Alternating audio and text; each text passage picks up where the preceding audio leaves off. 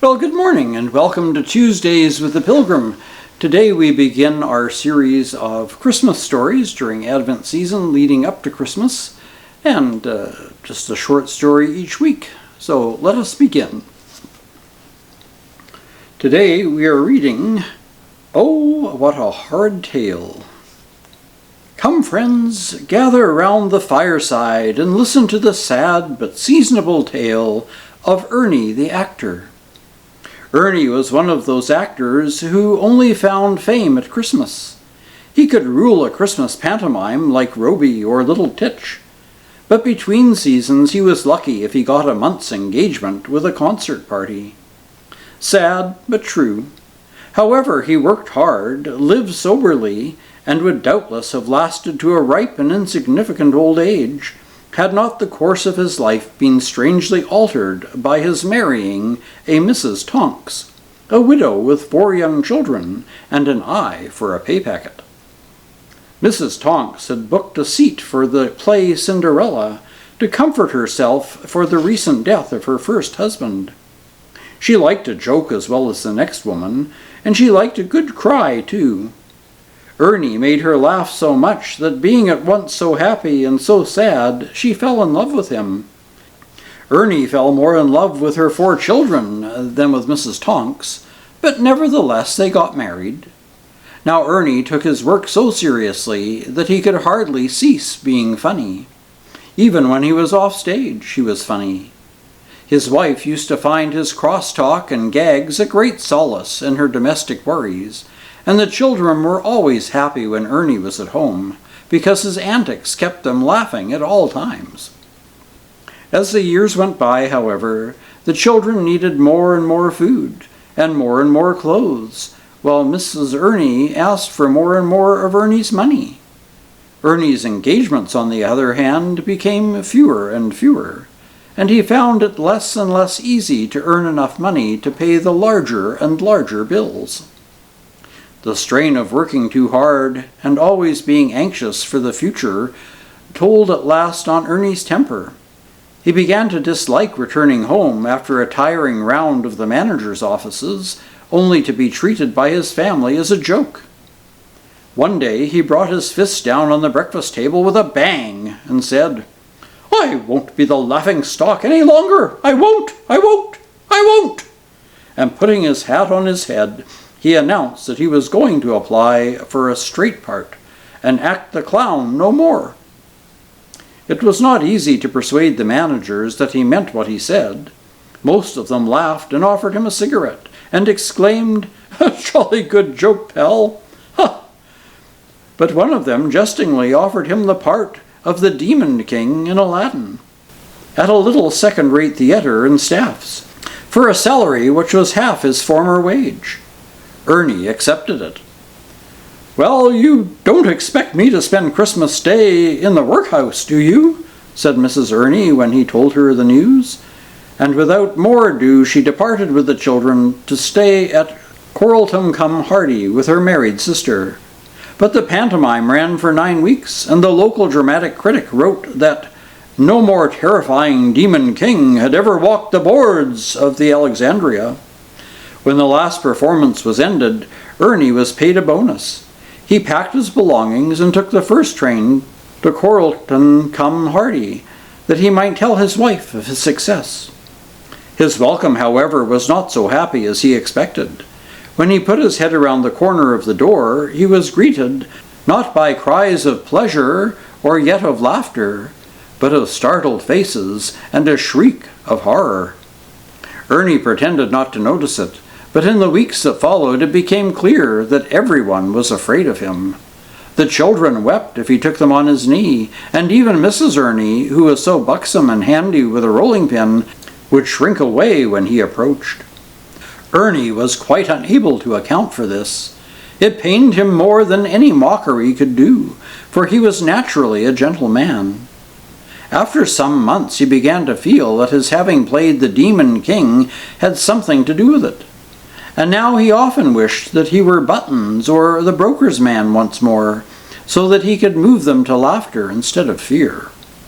When the time came for him to make his contract for the next year's pantomime, he decided he would be the Demon King no longer. He refused the parts of the giant in Jack and the Beanstalk, and the wicked uncle in Cinderella, for which good and comfortable salaries were offered. He no longer wished to frighten people. The managers very naturally considered him daft to refuse good offers, and he would have gone without any engagement at all had not Puss in the touring company of Dick Whittington and his cat fallen from the balustrade of the dress circle and lost his 9th and last life. Almost in despair, for there were only 4 days until the first performance, the manager offered the part to Ernie. Ernie accepted it. He had never played an animal part before, but he very quickly learned what to do. He scratched, meowed, and purred to a nicety. It was very pleasant to feel once more the affection of the audience instead of its hatred. Before the season was finished, Ernie had become a favorite with actors and public alike. But what made him happiest of all was that his own family's fear of him suddenly departed. Mrs. Ernie began to put her arms around his neck and caress him with every token of kindness, while the children no longer dreaded his touch, but climbed about him and played all sorts of loving games with him.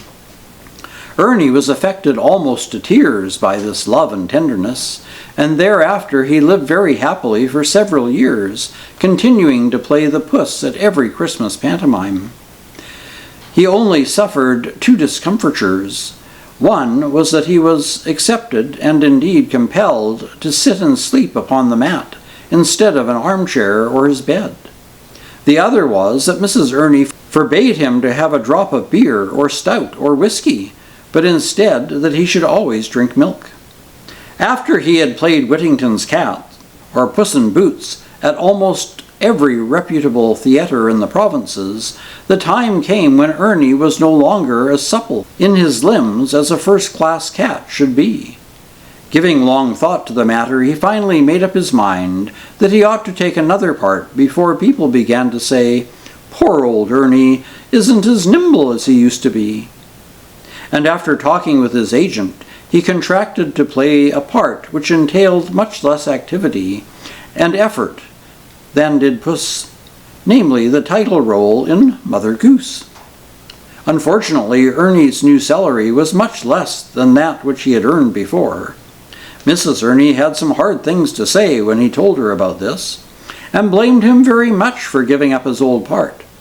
But Ernie took great pride in his calling, and informed her in no uncertain tones that there is more honor in competently laying a golden egg than in being a lame companion to Dick Whittington. This difference of opinion led to the first dispute between husband and wife since the days of the Demon King.